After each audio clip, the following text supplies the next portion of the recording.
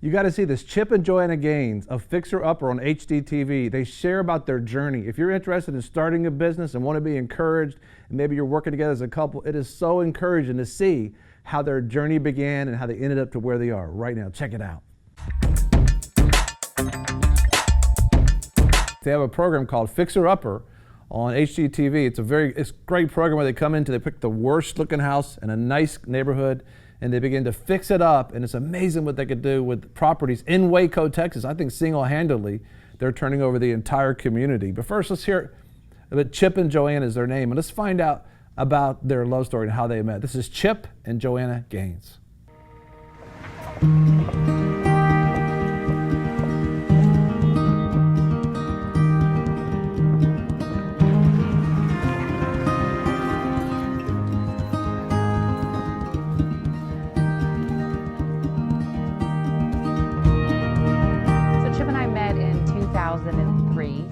We got married in 2003. Married in 2003. We met in 2001. And, you know, I think it's funny because we were polar opposites. Yeah. I'm a white person. She's a young lady of color. And so, I mean, honestly, the differences didn't stop there. I mean, you know, we had been brought up in very similar environments. Our parents were both believers, brought up in the church, I'd say is a common way to say that, middle class to some extent. But other than that, I mean, my parents were fairly liberal when it came to, you know, hey, go out on your bike and drive around in the neighborhood for hours. And her parents were like, go out in the backyard, but only as long as you have bubble tape completely around your head, neck, and vital organs. And so obviously when that all came together and we bought our first house together after we were dating for a few months, and then we moved in together, which is biblically inappropriate, and we would not suggest that. What? Babe, Chip, just tell them the story. The story is we met in 2001 and Chip liked me a whole lot. Yeah, He right. kind of scared me. I thought he was somewhat of a stalker. But then I realized he had a really good heart. We dated for a year and he proposed. We were married a year and a half later. No, we were married for a year. Maybe you're awful at our love story. Listen, our love story is pretty simple. She saw me. She was completely enamored, for obvious reasons. And I came over to her and I said, listen, what is your sister doing later? And she said, oh, my sister's married. And I said, well, then fair enough. What are you doing later? And she said, I have no plans because I haven't dated anyone in like 18 years. And I said, well, you're in for the ride of your life, young lady. Are you ready to pony up? And she said, I don't even know what that means, but let's do it. And so the next thing you know, we had 4 children. And now we're writing basically marriage seminars. We speak on marriage and love making. Our short love story, we dated. Our short story is that we met each other in 2001. We were married in 2003, and from the beginning, I think it was just a fun kind of roller coaster. I was a safe kind of overprotected child, and Chip was this rowdy kind of risky guy. And so, if you can imagine those two worlds colliding, it was very interesting. But somehow we figured out a way to make that work and have fun with it. Sure. And I think the one piece of advice that I'd give myself, if I could go back in time and tell myself some piece of advice that would help our marriage, to be honest, it was just the idea that when I learned how to embrace Joanna for who she is and really support her all the way, I feel like that was a real light bulb moment for me in my relationship with her. And ironically, I think that it was a back and forth, you know, as I really enveloped this concept of I'm going to support her and love her and fight for her regardless. I feel like that opened your heart to be able to reciprocate, you know? That's the funniest couple right there. They couldn't be more opposites, but yet they're so supportive of each other. Did you know that they both know the Lord? They're Christians. As a matter of fact, here is their testimony on I Am Second. The shows I was always drawn to when I was younger were the ones where you'd have this really nerdy character that kind of hid in the background. And then you have this kind of jock everyone loved, most popular guy in school. And he sees this person, this girl who looks scared and who definitely isn't trying to get any attention on herself. And he sees the potential in her. And somehow he uncovers this whole new identity for this girl.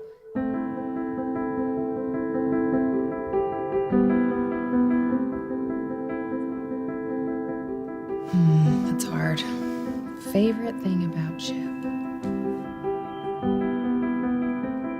If you give Chip a boundary, he's gonna break that boundary. If you give him a rule, he's not gonna follow it. And if you tell him he can't go past this line, put his toe over it. Joanna is like the purest, most stable person I've ever met. I like safety. I like knowing what's coming. I don't want to be surprised. I don't know if we would have dated in college if we would have known each other. My wife is a bit of a wallflower. You know, I joke with her pretty publicly that she was almost awkward when we first met. And he always jokes I'm the guy in the relationship. Because when he wants to talk and dig, I don't want to talk. I just want to eat my fries. I would have been the guy on a horseback riding off into the wilderness. I mean, that's who I sort of was by nature. And Joe could not be more opposite than that. Fear and failure doesn't even cross his mind. He doesn't let that even go through one ear and out the other. The little voice in your ear that talks when you're being quiet, my little voice tells me how handsome I am, tells me how funny I am, tells me how rich I'm gonna be. You know, it's just constantly talking. You can't censor Chip. I used to drive my truck and I would play a little game with myself to see how out of gas I could get without in fact running completely out of gas. And she was like, why would anybody want to play that? For someone who is a rule follower to a T, it's an adventure.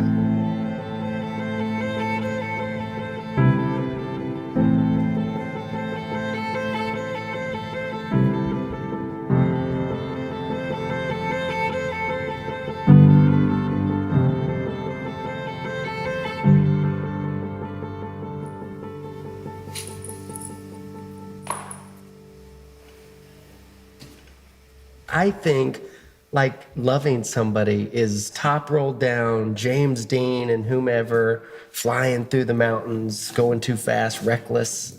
And your idea was, no, bubble tape, yeah, sitting around, Wrapped up. eating church's chicken. If I didn't have Chip Gaines in my life, I'd still be dreaming in my head, but not acting out on any of that, not living it out. You push me. You push me out of my comfort zone. I like comfortable. I like predictable. And you push me. Am I any of those? No. Not comfortable or predictable? You're comfortable in that you're consistent in just who you are as Chip, but you're definitely not predictable. I think that's one of the reasons that I love her like I do. I mean, I feel like she knows me in a way that has caused me to stop acting. You know, I feel like I've really been an actor. I've been a character my whole life. I've always tried to prove something to someone. Do the microphone thing that makes me feel more comfortable. Remember the time that I came home from that guy's trip in East Texas? Do I look fat? Just make sure your jeans aren't too tight. You know what I mean? Do I look No, just your comfortable? jeans were real tight right there. Just like that.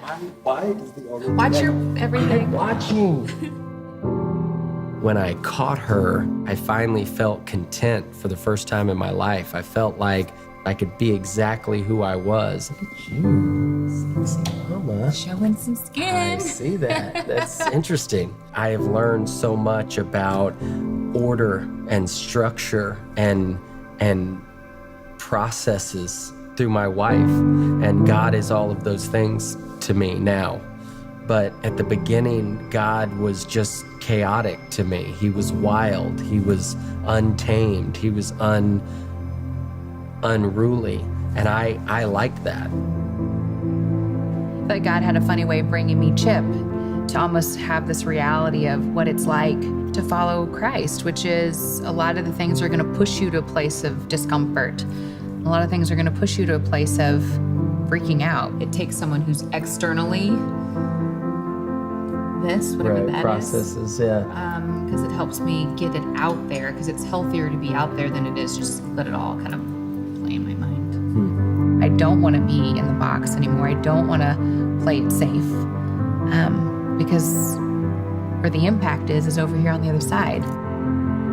You were like a flower in desperate need of water. You blossomed in a way that was really fascinating to watch. I was made for a reason, and I need to let whatever God has created me for, I mean, that needs to be known. I don't need to stay hidden.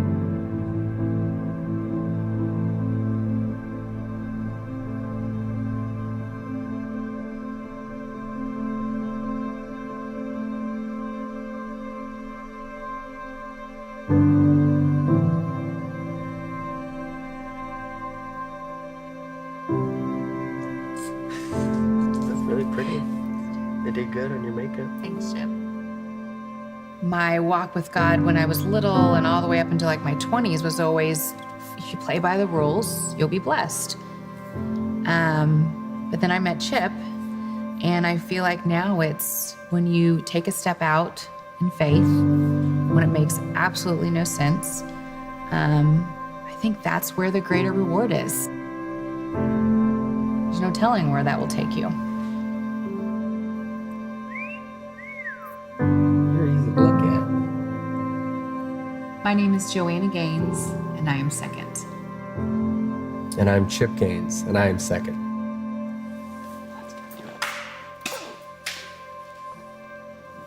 That was legit. I don't think so. I think Let's so. try that again. Oh.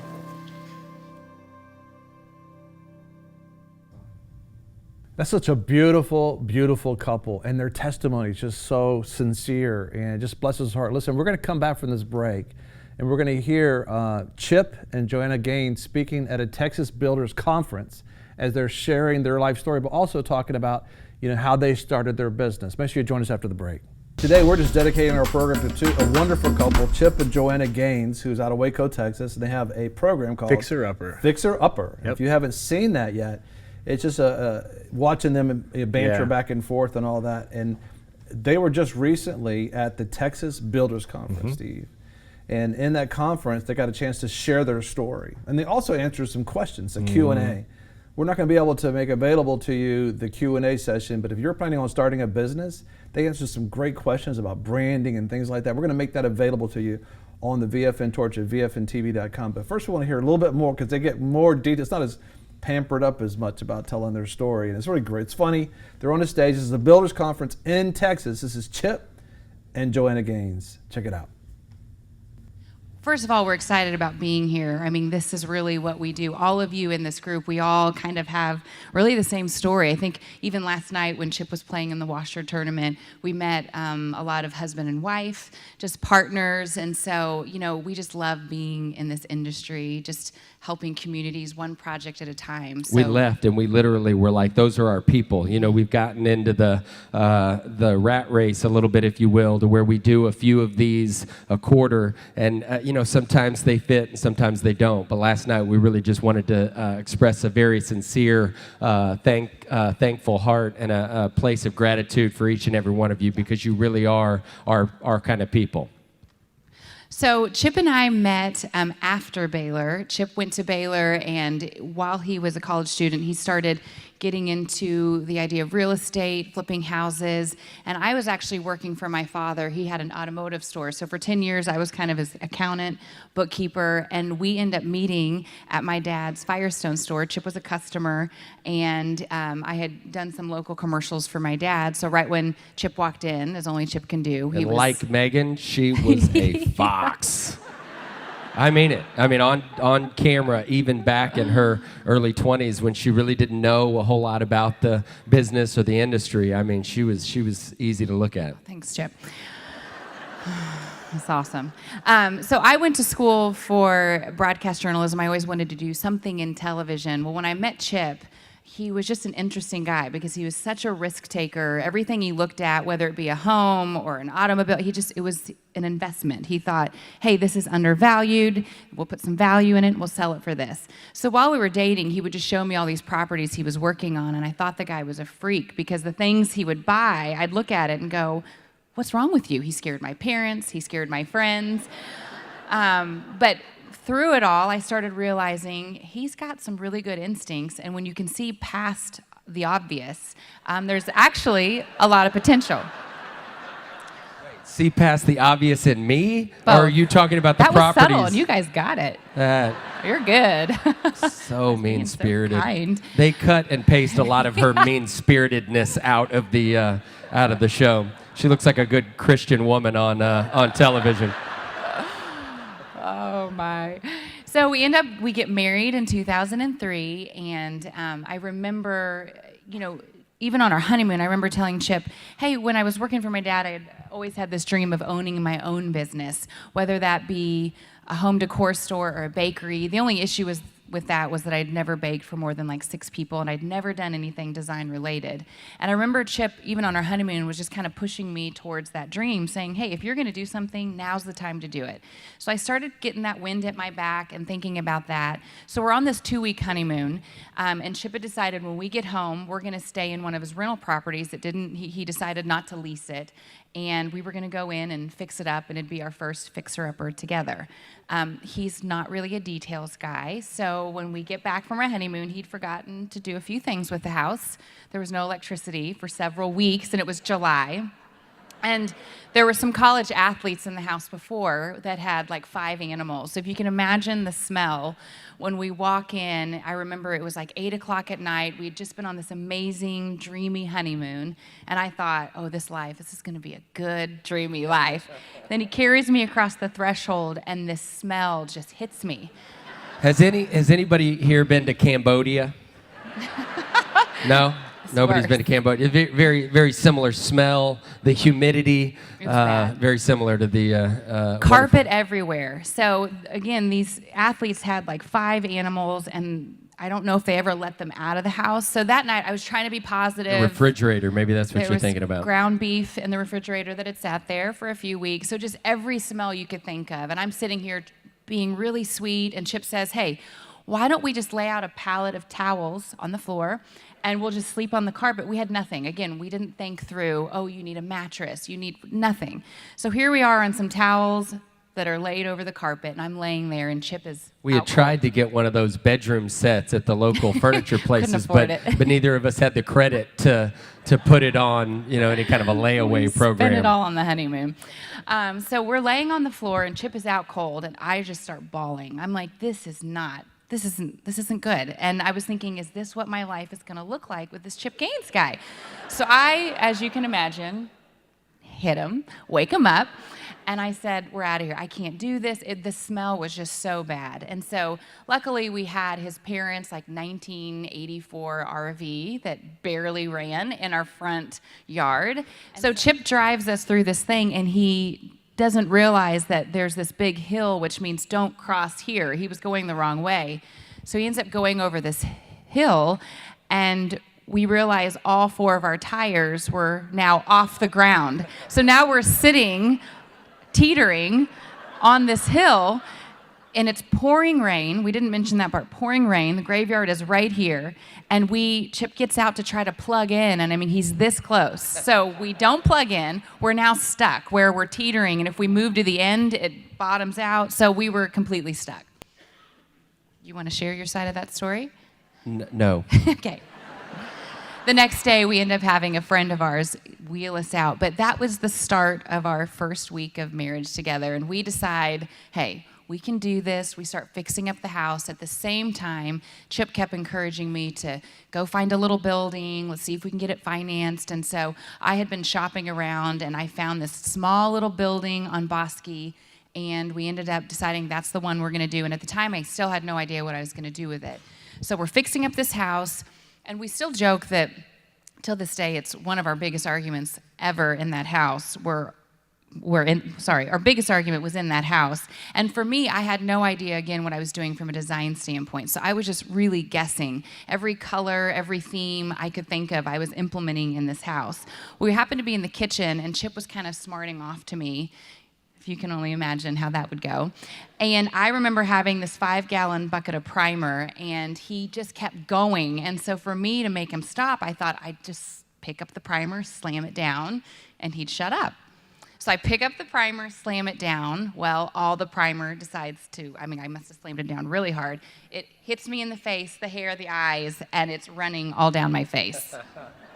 Really, it was like this is some of the things that we learned early in our marriage were just how different we had been brought up. I mean, superficially, if you wrote it all down on a piece of paper, we were just almost identical. Our parents were very similar, similar upbringings, even financially speaking, I would almost say, just very, very similar circumstances. But in my family, we were all risk takers, kind of daredevils by nature. My mom was the type to where we would get out in the front yard and somebody'd skin a knee and she'd make a comment like, rub some dirt on it, or we'd get in a pickle building a fort or a fence if I was working with Dad at the time, and she'd say, boys, if we can get a man to the moon, we can figure out these problems. Her parents, they sit in little vacuum bubble taped environments.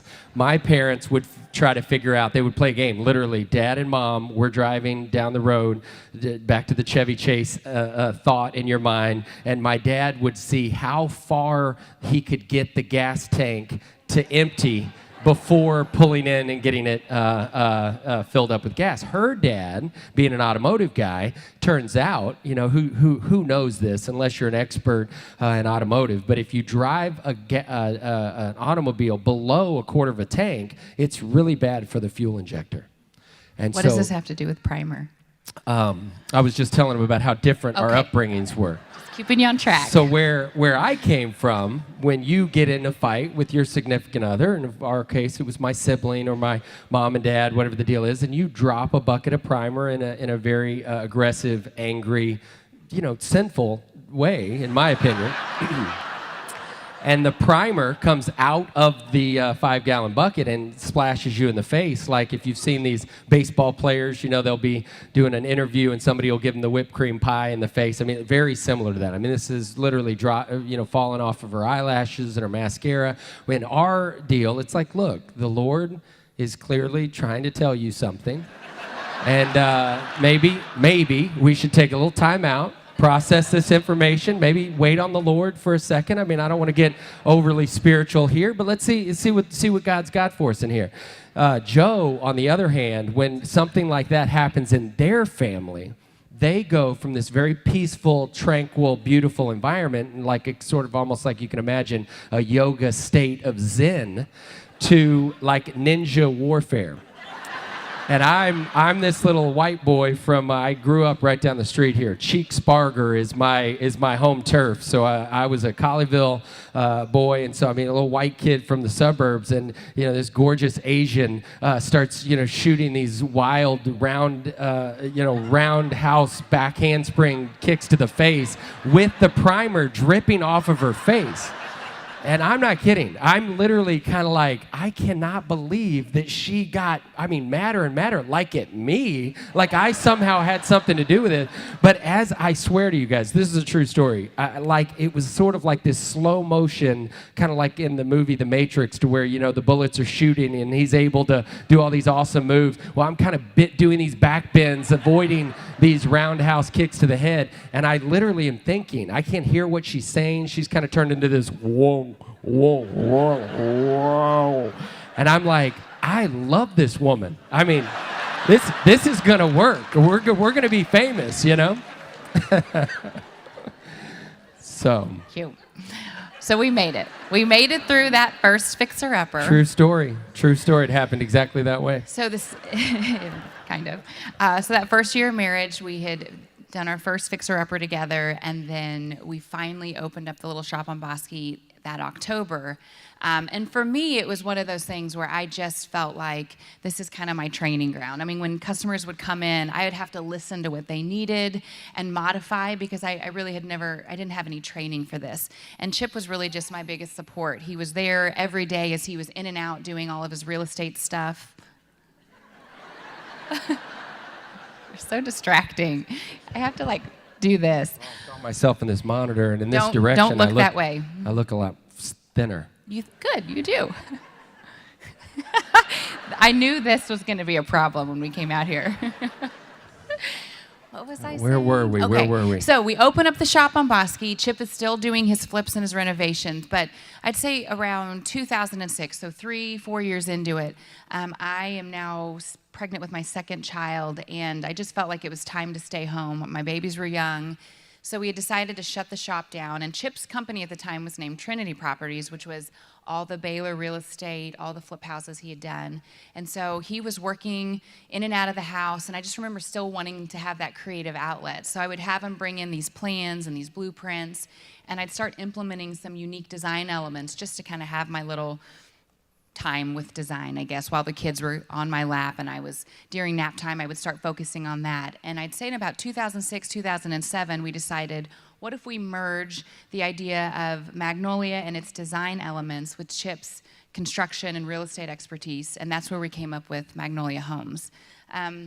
So we started doing that together, which I think we just both loved getting to work side by side. And what we had to realize early on was I had my strengths with the numbers, with staying on budget, the more boring stuff. And Chip was really good at the vision, the big picture. And we realized that, hey, we want to go in the same direction here, but anytime we started kind of going like this, we realized that kind of would set us back. So early on, this is so exciting to hear the foundation of this couple and how they started. Welcome back. We are with Chip and Joanna Gaines, the fixer-upper couple out of Waco, Texas. And they're speaking at a Texas Builders Conference, sharing their own personal story. And it's very interesting, talking about, she kind of went ninja on him, and she's like, I love this woman. It's so cool to see kind of the background behind a couple like this, and they're touching so many folks in a positive way. As a matter of fact, let's go back and join them. This is Chip and Joanna Gaines with Fixer Upper at the Texas Builders Conference in Texas. Check it out. The more boring stuff. And Chip was really good at the vision, the big picture. And we realized that, hey, we want to go in the same direction here, but anytime we started kind of going like this, we realized that kind of would set us back. So early on, we had to really define, this is what I do, this is what Chip does, so that we could work well together. And I feel like that's something we're always having to kind of go back to anytime we just feel like we're a little off track. And I think, just to interject real quick, I mean, one of the things that we always talk about when we refer to Magnolia Homes, which is this company that she's talking about that we sort of founded together, it preceded our kiddos. So it was sort of learning how to work together. It felt a lot like a kid. A lot of y'all with small businesses can relate. I mean, the late hours and the complicated circumstances, it never seems to be the same twice, And so Joe and I both learned really early on. We have 4 actual babies, but we always joke that we have 5 babies because we had this business that preceded our firstborn, and we learned how to kind of operate in that universe, what it looks like. And I mean, we can all relate to that who are parents. Sometimes you tag team. Who's going to wake up the next time to feed the baby, or who's on diaper duty, and some of those similar correlations really affected our relationship as a couple, because that business really felt a lot like this mutual love of ours, and we both found out what we were good at. We found out how not to step on one another's toes as we were trying to build this thing together. And when Chip was kind of describing the ninja kicks that I was back handspringing him with, it kind of reminded me... Very athletic young lady. A little bit of just what we were dealing with in 2007, 2008, just with the whole economy, with things that were coming our way. What we realized as a business is we had to continue to evolve. So I'd say in 2006 and 2007, we were doing a lot of flip houses. But then by 2008, the banks weren't lending as much money. And so for us, we had to evolve into something else to make it, which turned into renovating homes with clients. So that was the first time we had to really step in and realize, okay, we have to hold our clients' hands. This isn't a flip project, which those are easy because you just do whatever you want. You hope you end up staying on budget, make some money, and it's just really me and him. Sure. We always joke, the difference between remodeling and flipping houses is flipping houses, you've really got a budget that's your boss. Everybody's always got a boss. Doesn't matter if you're self-employed or not. In the flip universe, the budget and the time constraints are really your boss. So you're answering to this budget, you're answering to this schedule. In the opposite end of that, I mean, you have an actual client who becomes your boss, and you're having to figure out how to juggle. I mean, it really does feel like literally you've gone from juggling one or two balls to now you're juggling a third ball. You're trying to help them understand the budget portion, which sometimes they understand that better than others. You're also trying to help them with the schedule portion. They understand that better sometimes than others, but then you're also dealing with their preferences and their emotional interests, if you will. I mean, when we got into this, we used to do just whatever we want, and then we would end up flipping the property, and we were always really amazed, kind of like we feel like to some extent about this show, how it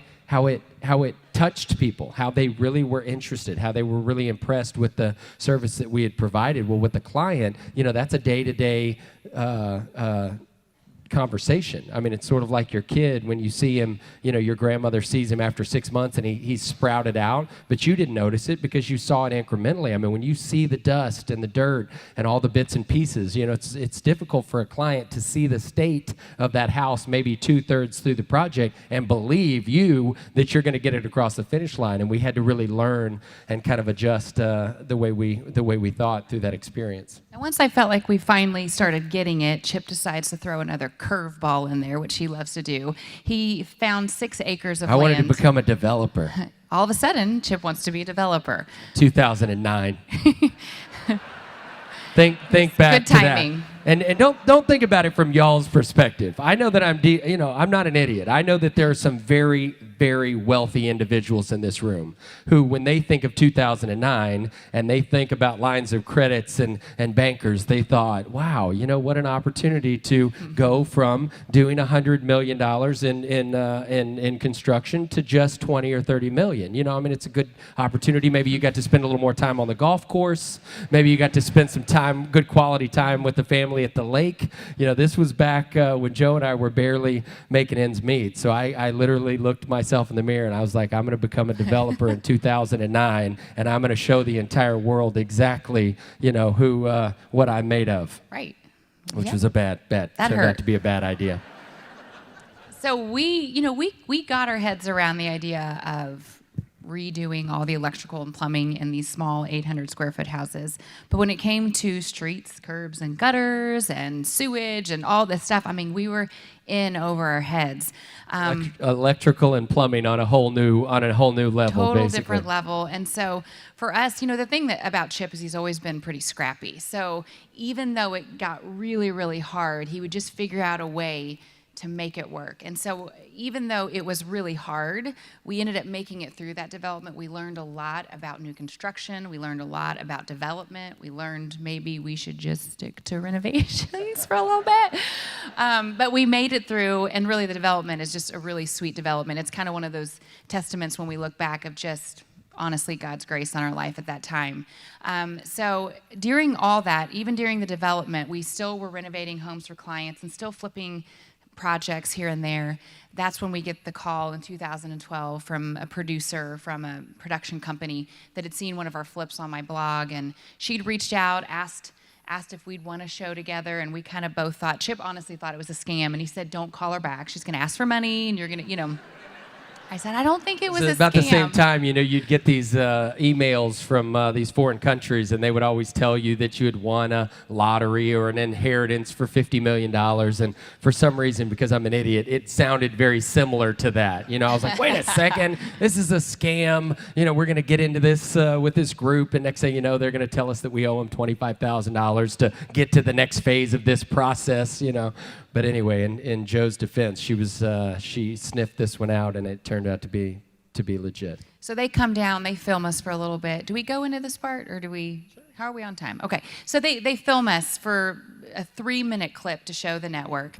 And Chip at the time was really terrified of cameras. I never knew this. I thought because of how he was, he would end up carrying. And I'm so stupid. It's like when I go into things, I've got a really high self-esteem, AKA slightly arrogant. And so, I mean, I thought when these folks were coming down, I was like, you will not believe, wait till you see me.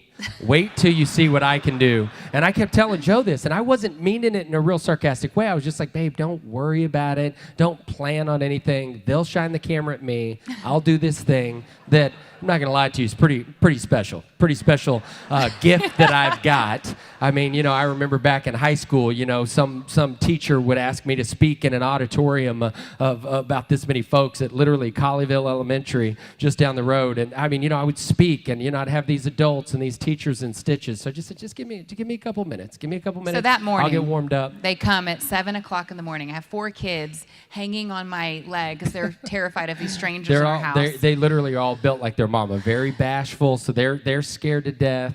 And I've got Chip there, you know, ready to shine. And so they Gonna do my thing. turn the camera on, and Chip doesn't say a word. So I'm looking at him like, come on, Chip, it's your time. It was such a big camera.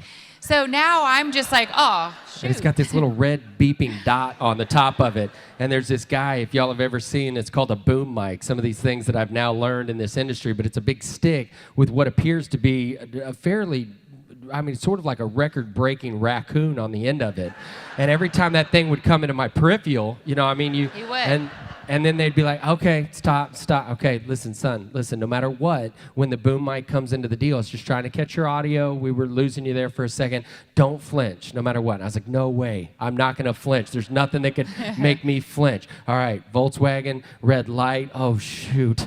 And then the raccoon Sweat. out of the corner, I would flinch again. So, Flinching, sweating. and I mean, for days, day after day after day, I was not beating this phobia of cameras. So he ends up behind the camera. Now it's just the JoJo show and her 4 kids. And I'm looking at him like, I can't carry this. This isn't my deal. Joe moving around the Yes. kitchen with the 4 babies And on Chip her, is behind on the her- camera. on her, I got into the tech of the TV business. I literally, Joe would be a camera operator, and he'd be working and filming Joe doing an actual scene. Hey man, what does this button do?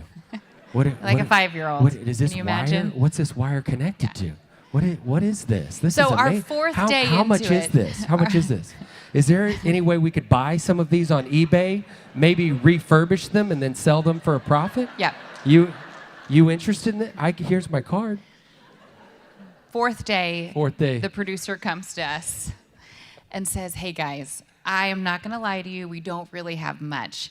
Is there anything either of you can do? He comes to us individually. He asks if there's something I can do to surprise Chip. And I was thinking something sentimental and sweet.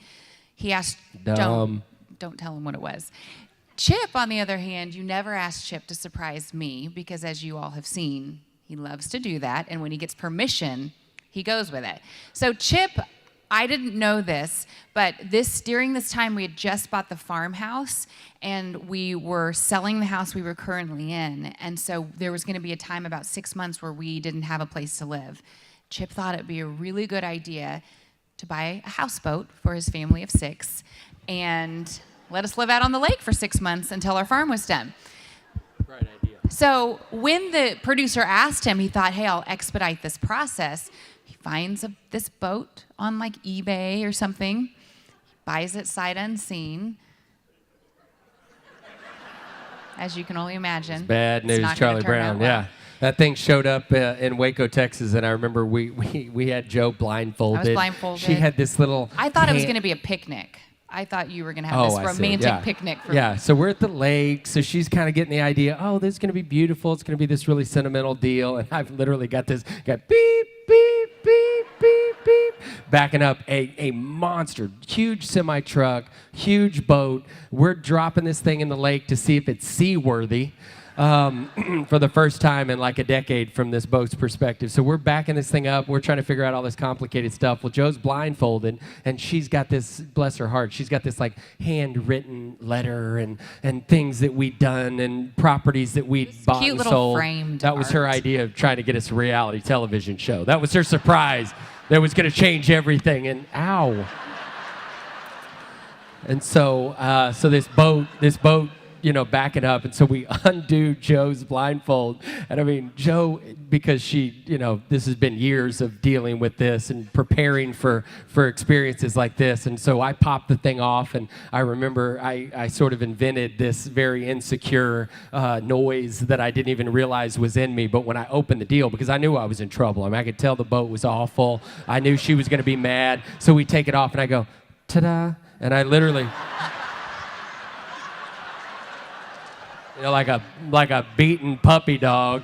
And so I'm covering up, and she's, freaking out. And she literally looks at this poor semi guy who she refers to as Mr. Semi Truck Operator. Put that boat back on that trailer and take it back wherever it came from.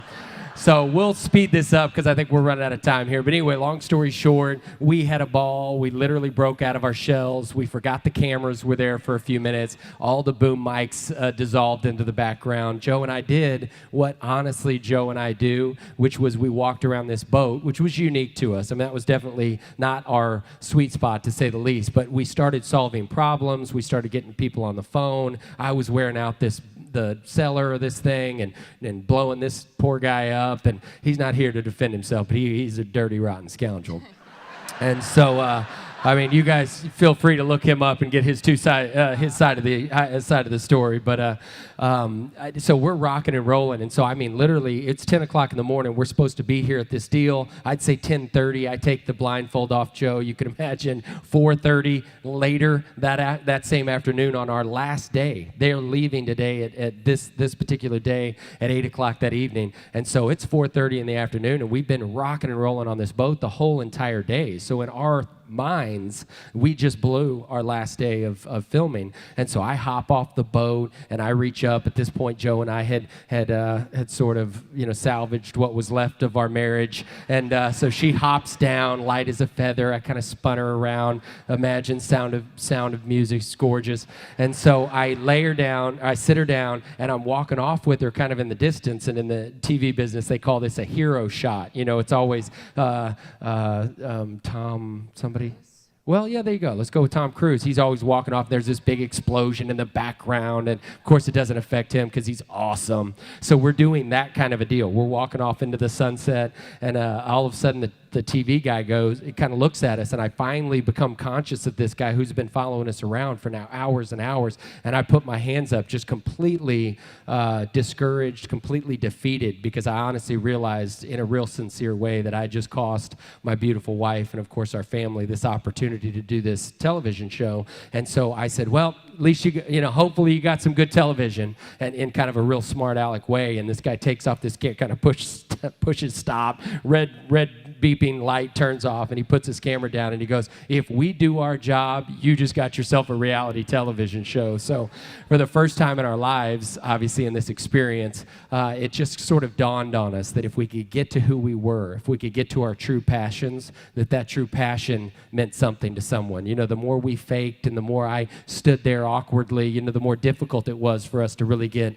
in the rhythm. But when we finally started doing what meant something to us, which is we own a boat now, and how are we going to tackle this project together? And Joe got out of the I hate you and I hate this boat and I hate this boat operator, or semi-truck operator. She got to the place like, hey, we're in a pickle and we've got to work this thing out together. And all those things kind of became a beautiful couple of minutes worth of footage. So as you know now, we're in.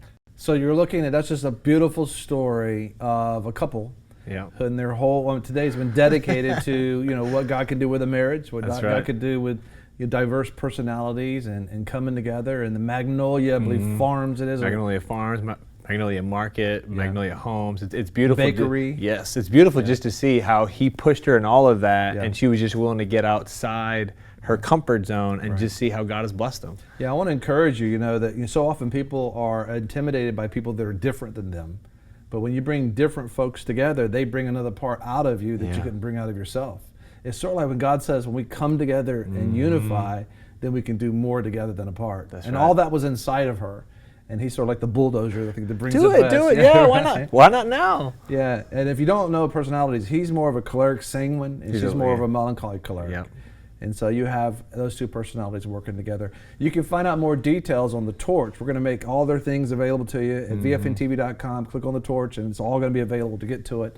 And they have a program on HGTV. Fixer Upper. Fixer Upper. From Waco, Texas. From Waco, Texas. And they're literally renovating the entire Waco, Texas. You know, Yes. Waco, Texas used to be known for some other thing, and but now they're changing the whole impression. People are actually going to Waco from all around the place. It's amazing.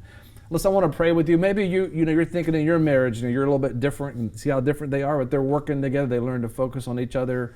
Let them be who they were, is what they were, and all of a sudden, look what they did with their lives. I just want to pray for your marriage and just pray for your relationship and just ask God to bless you. Father God, I thank you for those that are watching right now. Lord, we just pray over their marriage and we pray a blessing over them, Lord God. They would begin to see the strengths in each other, Father God, and that they would learn to work together and unify, God. And I just pray for, Chip and Joanna. We just bless their ministry and their work and what they're doing. There's such a light in America, actually, to a lot of folks, and we appreciate their honest testimony, Father God, of you. And we just pray, Lord God, that you would just end abortion in this land, that you would send revival in this land, that you would send a third great awakening, we pray. In Jesus' name, God bless. Thank you for watching VFN TV. If you like this video, give us a thumbs up. Also, if you want to see more videos like this, subscribe. A lot of people want to abide with the Lord, but they just don't have a plan to do it. You can request that plan today at iabide.org. Don't forget you can join us 24 hours a day, 7 days a week. Download our app and sign up for our newsletter, The Torch, at vfntv.com.